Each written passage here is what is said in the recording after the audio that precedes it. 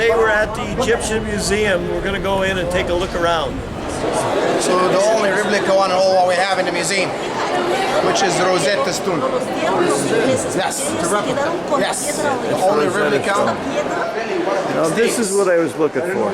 When I came here to the museum, that has a saw mark in it. And that was the top of the sarcophagus, and it broke off when they were sawing it. It's really not that straight, but that is a saw mark. Here's what I'm noticing about most of these lids. That's the thing on where, yeah. That's how you pick it up, right? That's how you pick it up. And they all got them in here. See? Here's another example. There's a broken piece. Over here. Now if they wanted to use this to pick them up, and then after they picked it up, cut this off and make it straight. That same thing, you see that in Monte Picchu, or you see this in Cusco, Peru. Here again, there are these sarcophagus, and that's how you get the lids up.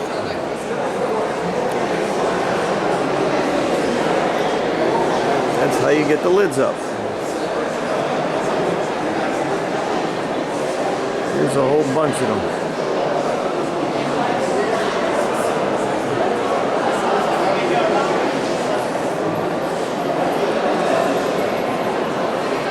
So here you can see the three different kind of stone. Here you can see the rose granite, and you can see how it's very hard to carve on it and be managed.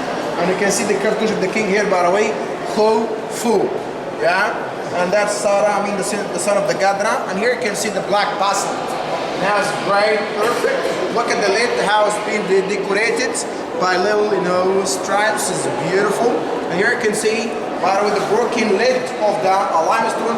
And here you can see the name of the king. His name is Min Kaura. As this would be to the king of Upper Allah. Here you can see two kind of reliefs. We have a sank relief, which is inside, and we have high reliefs, which is outside. That's very hard to make this in this kind of stones. It's easy to make it in the limestone. It's hard to make it in the granite. This here is a false door, right?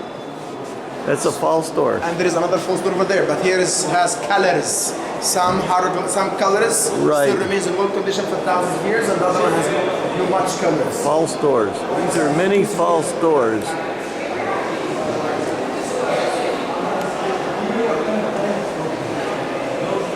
Some use them for hill, Egyptian swords, tools, diggers, knives, and use them for mummification process. End of the arrows. Yeah.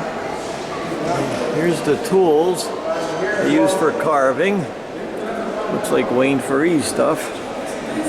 And here's the chisels. Stone tools. They had rope.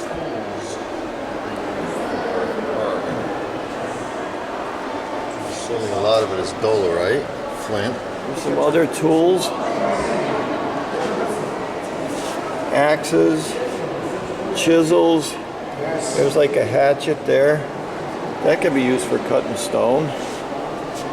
Bronze blades of axes. Got knives, cutting. Fishing. Yep, and look at this.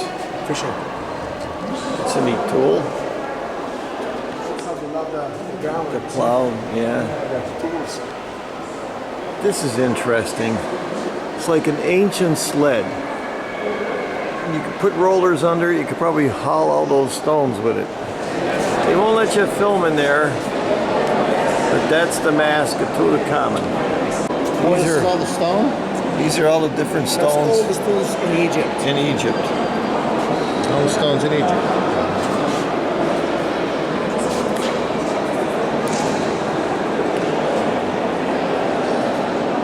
Here's that disc that a lot of people talk about. It's made out of stone. No, made out of metal. Oh. It's like got a wheel in it. Yeah, so what did he say it was supposed to be for? I don't know. I don't see no big deal on it, do you? I don't know, it was for something. that chariot sold to the museum by one person. His name is Honest Mott. Now look at this is a chariot that they got out of the tombs with wheels and everything. If they have a chariot like this, why would they ever want to drag stuff along the thing? We're leaving the museum. So that was the second time I was at that museum. The first time we were were only there a couple hours. And the second time we were there, we're only a couple hours. Because you walk in, there's so much stuff to see.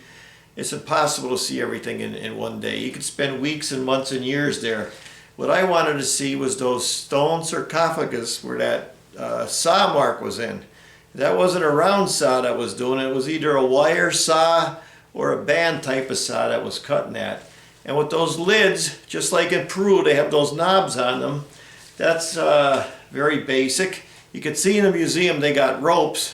They had no problem pulling stuff. They got the big sled there. That was one of the first things I noticed. You know, they had the wheel. They can move stuff. I did another video on Egypt, how we got there.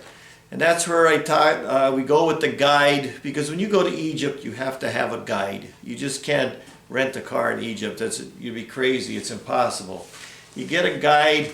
This guy knew what he was talking about. It worked good. All that stuff you're seeing in that museum came from tombs and the cemetery. A lot of people get mad when I say that, but when you go into the Giza Plateau, the pyramids are nothing but one-person mausoleums. That's all they are. And when you go down into the tombs of King Tut where they found it, oh, this is a tomb. It's underground. So most of that stuff in the museum came from them places. It's a burial site. That's all it is. So I'm going to leave you with a lot of pictures from the museum. Thanks for watching. I'm Mike Haduck, and here we go.